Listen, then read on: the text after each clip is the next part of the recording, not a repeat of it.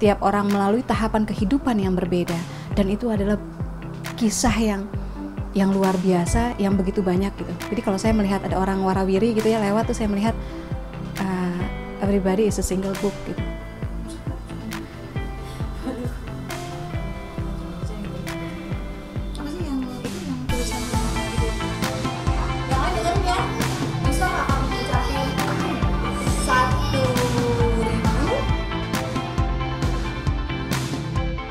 Saya bilang fokus, saya akan ceritain kisah saya ini. Mungkin banyak yang akan tertolong, mungkin juga ada juga yang nggak suka, tapi nggak apa-apa. Yang penting saya niatnya baik untuk berbagi dari buku dulu.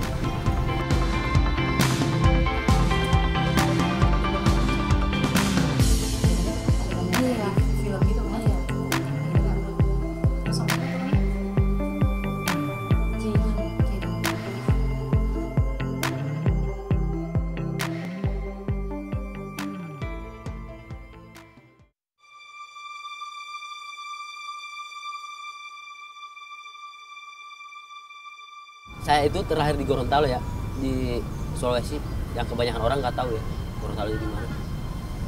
Kelas 3 SD saya udah ditinggal orang tua. Ya entah kenapa, pokoknya panjang nih ceritanya. Akhirnya saya mulai membiayai hidup saya sendiri. Saat itu saya kan kelas 3 SD, apa sih yang bisa saya lakukan? Ya saya lakukan itu, saya jadi kenek mobil. Saya nyuci mobil, bersihin mobil, saya ikut-ikut mobil. Karena saya ikut mobil, saya belajar nyetir. Setelah itu saya naik ke SMP, saya nyetir, udah bisa nyetir, udah biaya sekolah saya SMP sampai STM saya nyetir.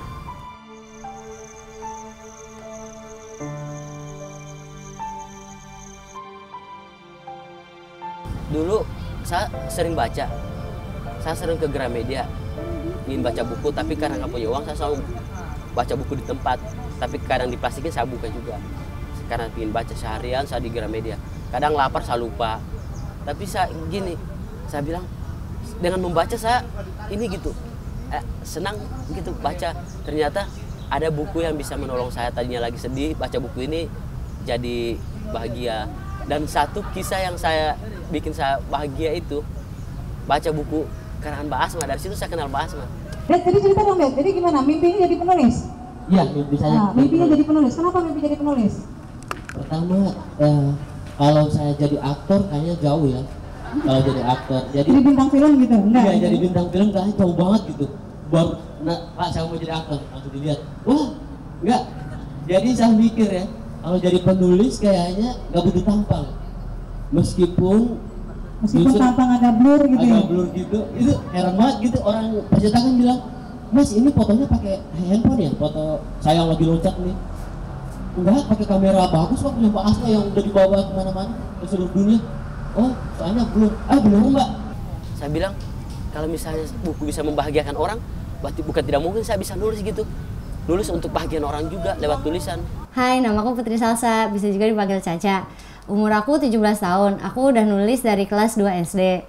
Buku pertamaku Dunia Caca. Sekarang aku udah nulis 10 buku. Bukuku yang terbaru itu Bad Dreams and Hot Chocolate, jangan lupa dibeli ya. Dadah.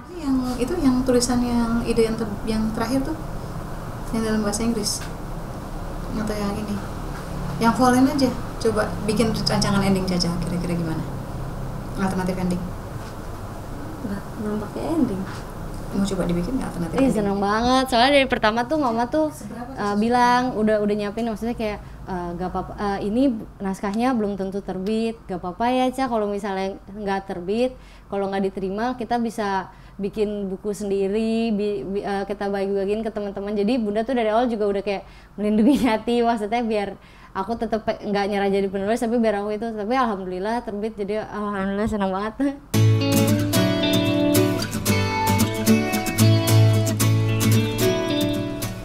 Buat aku menulis itu tuh kayak tempat aku ekspresiin diri. Jadi misalnya aku lagi bete, kesel sama teman, orang kan mungkin ya ngajak ribut, berantem lah, tonjok-tonjokan atau apa, tapi aku malah nulis.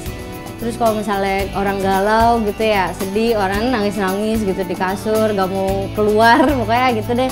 Kalau aku sih malah mendingan nulis. Jadi pertama itu nggak buang-buang energi, terus yang kedua itu tuh bikin kita produktif. Jadi kayak hal negatif yang terjadi di kehidupan kita kita bikin jadi sesuatu yang positif.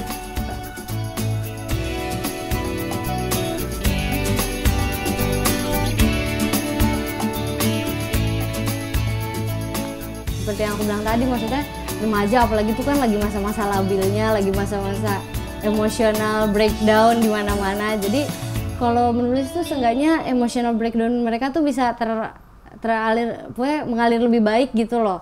Sama aja kayak itu salah satu penyanyi yang aku suka, Taylor Swift. Tiap dia putus, dia nangis mungkin, galau mungkin, tapi hasilnya apa? Hasilnya dia nulis lagu-lagu, terus dia habis itu bikin album, terus habis itu dia jadi menang Grammy mulu di mana-mana, menang awards. Jadi ya aku pengen kayak gitu.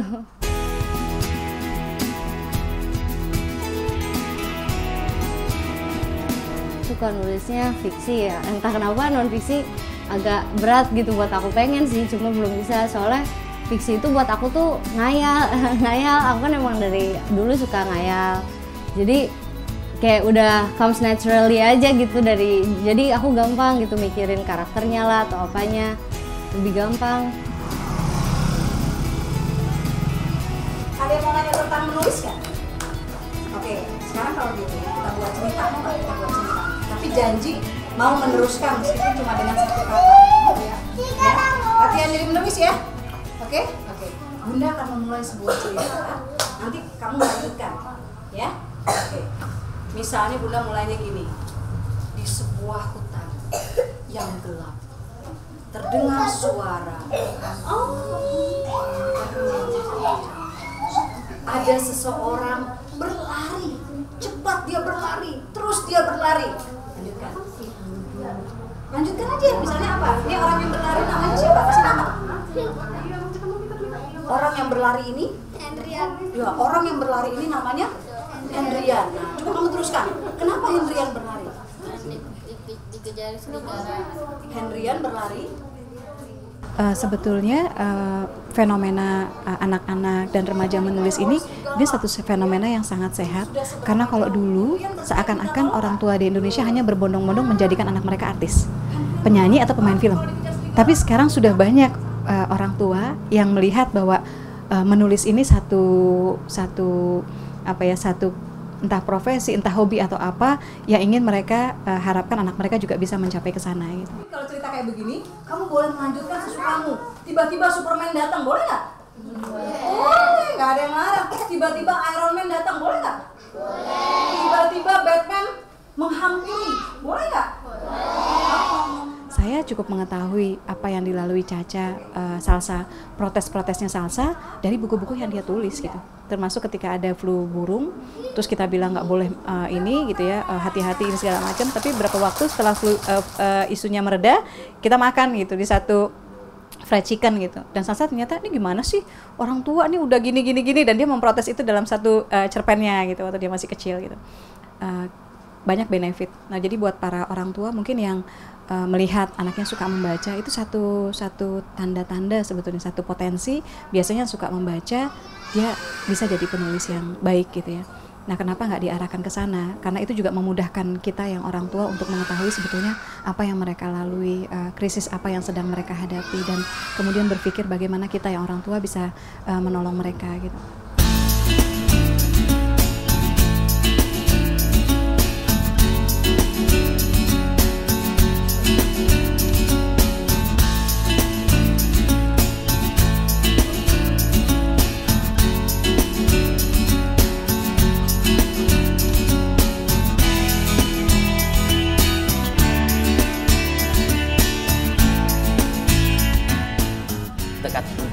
Sudah kuat, saya bilang penerbitan itu di Jakarta, penulis-penulis di Jakarta. Saya harus ke Jakarta apapun yang terjadi. Saya dengan uang sangat minim banget ya, uang 1 juta, saya berani ke Jakarta. Dari gaji saya saat itu jadi sopir juga. Ternyata tidak gampang kan, pas nyampe di sini hampir jadi teroris, hampir jadi gigolo juga. Saya mikir apa emang sulit itu ya, mau jadi penulis, mau ketemu penulis saya susah, nggak usah jadi penulis dulu. Saya udah keliling-keliling, mau kemana aja, cari-cari gimana cara sih biar ketemu penulis, susah.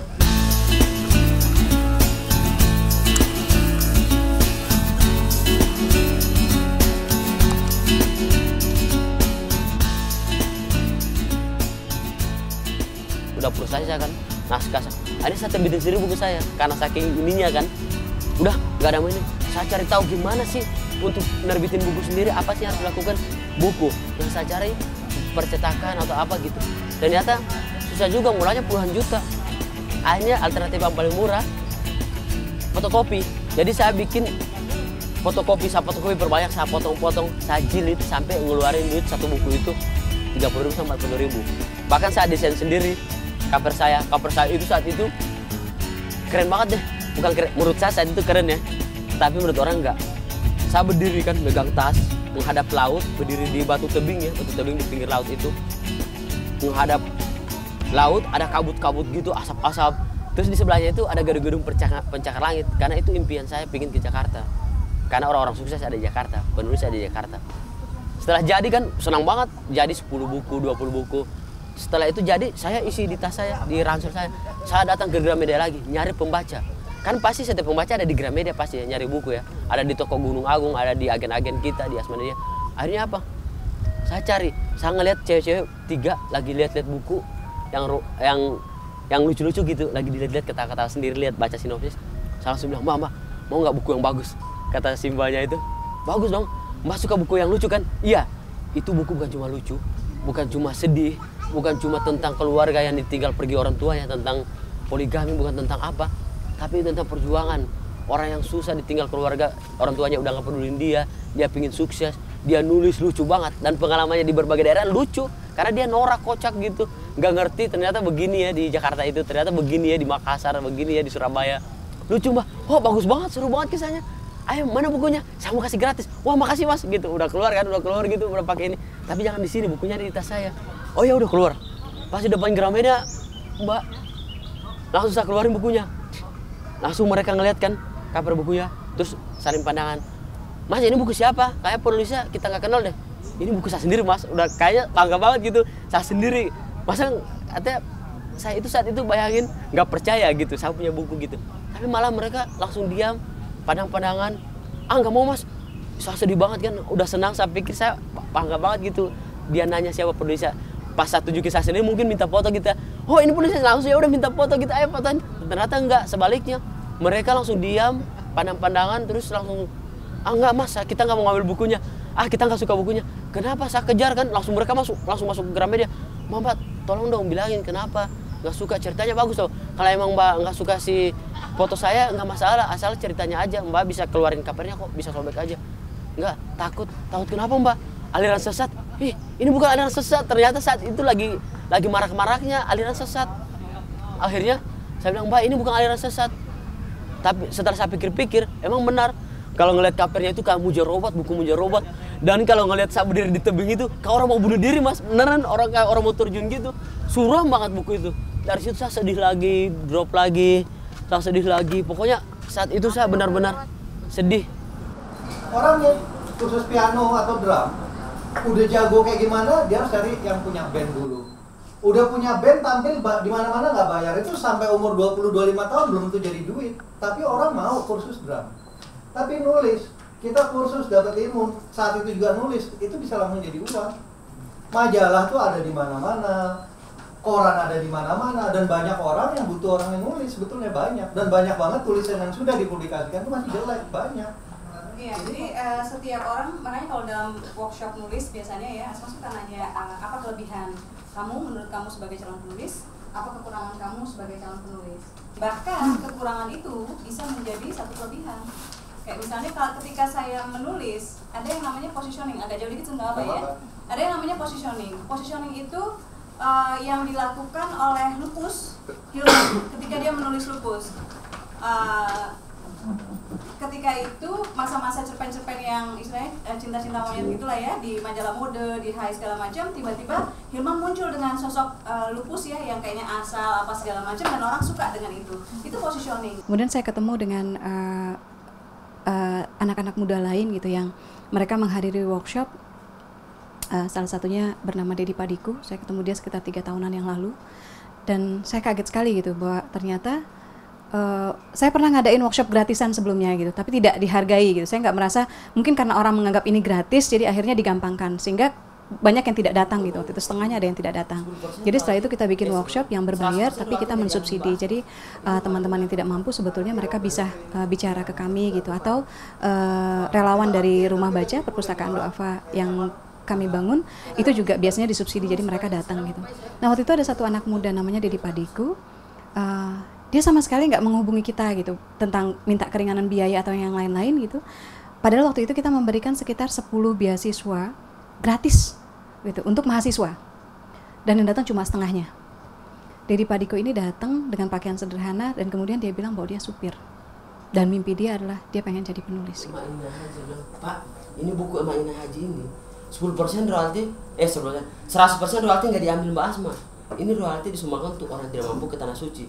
Mungkin Bapak bisa bantu untuk, siapa tahu mau foto dengan buku ini, siapa tahu orang bisa banyak beli kan nggak diambil Mbak Asma 100% royalti. Dan alhamdulillah banyak yang udah berangkat ya, orang yang ini 5 atau 4 lah udah berangkat ke Tanah Suci gara-gara buku itu.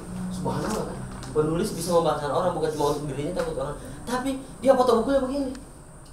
Terharu sekali karena dia menempuh jarak yang cukup jauh untuk bisa datang ke workshop itu tanpa minta keringanan gitu. Dan setelah itu ada 1-2 pertemuan sampai akhirnya kita bekerja sama gitu ya. Dedi juga bekerja untuk penerbit Asma Nadia gitu, dan selama 3 tahun karena saya ingat kisah para buruh migran yang begitu ingin punya buku. Saya ingat teman saya namanya Sakti Wibowo, dulu juga buruh malah manggul-manggul karung gitu ya.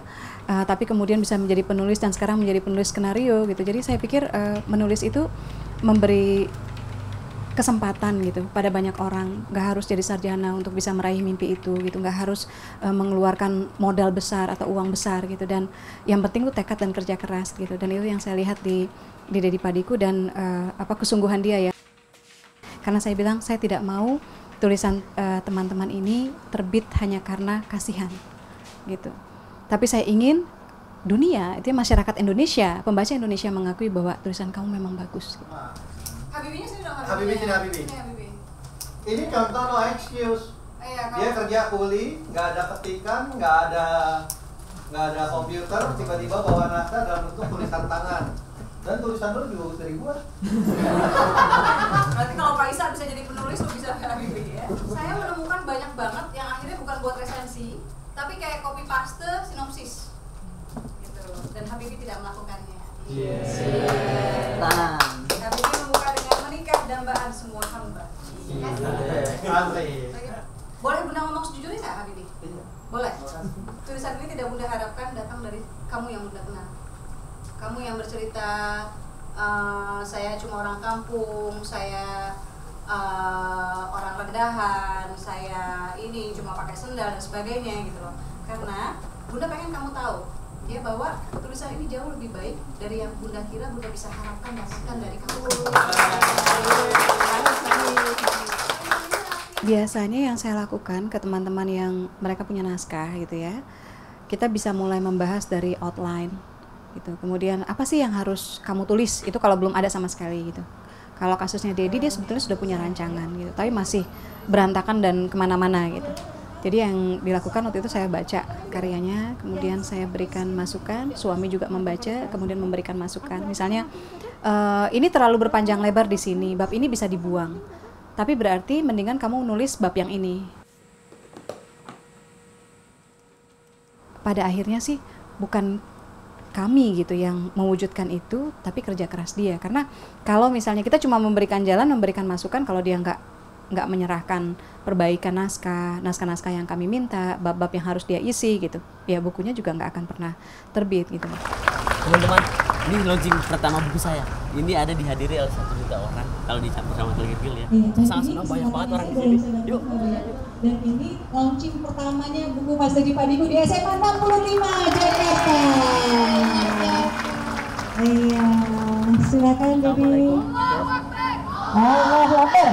Ini mungkin launching pertama buku saya. Kemarin baru terbit dan baru selesai dicetak. Tapi alhamdulillah ya, bukunya belum beredar, cetak ulang lagi. Jadi buku ini yang dicetak ulang sebelum bukunya selesai dicetak.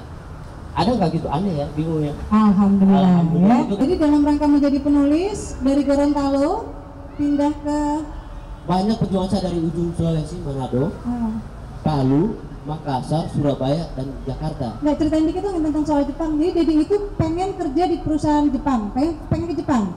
Terus waktu itu tes nomor 1 ya, Ded? Terus nggak bisanya, terhalangnya kenapa? Ternyata saya cuma gara-gara tingginya kurang 2 cm. Jadi mimpinya Dedi ke Jepang itu cuma berjarak 2 cm. Kalau kamu kira-kira apa yang kamu lakukan kalau kayak gitu? Pasrah, nangis, dan berdoa. Apa yang Dedi lakukan? Kurang 2 cm mungkin. Saya harus benturin kepala saya biar tambah nonjol gitu. Saya benturin beneran, saya benturin tuh. Nambah bener, nambah sesenti. Saya benturin lagi. Keluar air mata, saya benturin lagi sampai benjol gitu, sampai berair. Saya benturin udah gak kuat lagi karena pusing. Dan ini nambahnya tetap 1 cm juga. Adik-adik remaja ini bisa menulis dengan bahasa mereka, bahasa yang lebih kena ke anak-anak remaja, bahasa yang lebih nyambung ke anak-anak remaja, kemudian bisa melihat persoalan dari sudut pandang remaja. Sehingga kalau mereka, adik-adik penulis remaja ini, membuat karya, tidak mustahil bisa mengubah, bisa lebih menebarkan kebaikan, bisa menghijrahkan sesama remaja yang tadinya mungkin bully, yang tadinya merasa bangga kalau petantang-petenteng, yang tadinya mungkin ya nggak apa-apalah seks bebas dan lain-lain gitu ya, untuk bisa melihat sisi yang lain gitu, yang sebetulnya jauh lebih baik, yang sebetulnya jauh lebih memberikan harapan, dan bahwa apa yang mereka lakukan itu sebetulnya buruk gitu.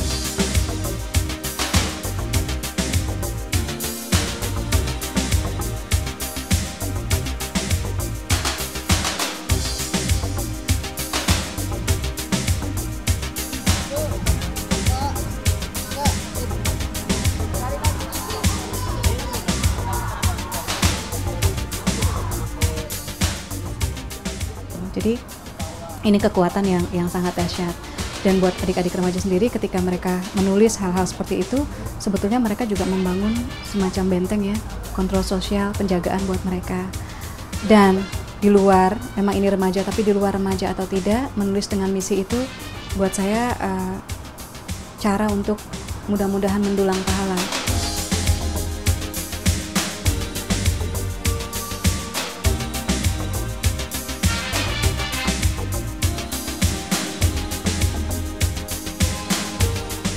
Pertama kali saya datang ke Monas untuk sebuah mimpi, untuk menggenggam mimpi saya. Dan menggelandang di Monas selama 2 minggu untuk mewujudkan mimpi itu. Dan sekarang saya berada di sini dengan mimpi yang sudah saya genggam. Buku saya sudah terbit.